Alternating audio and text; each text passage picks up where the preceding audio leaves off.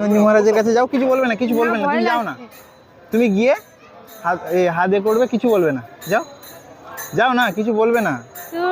এ দেখো বন্ধুরা, কত বড় নন্দী মহারাজ, জাস্ট দেখো। এই দেখুন, হয়েছে ঠাকুর মশাই এক্ষুনি আমাদের টিকা লাগিয়ে দিল, ওনার সাথে এক্ষুনি কথা হয়েছিল। এটা কোন মন্দির বলতে পারছি না। আচ্ছা, এইটা হচ্ছে জগন্নাথ দেবের মন্দির, এটা হচ্ছে জগন্নাথ দেবের মন্দির এইটা। তো চলো মন্দিরটা দেখাই ভালো করে। দেখো তোমাদের দাদা ভাই প্রণাম করতে যাচ্ছে, এটা জগন্নাথ দেবের মন্দির।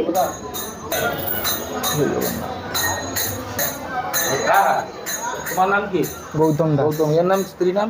পূজা দাস। পূজা দাস, গৌতম দাস। ছেলে হয়নি? না।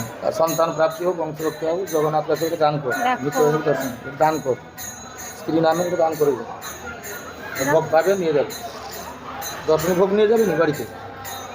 প্রসাদ এসেছিলাম দীঘাতে, এবার না এসছি যখন কাছাকাছি একটু দর্শন করে যাই, তারপর ওনার একটু অসুবিধার কারণে মন্দিরটা দর্শন করো। আমি কোথায় রাধাকৃষ্ণ মন্দির আসবে, প্রসাদ দিব, হ্যাঁ না?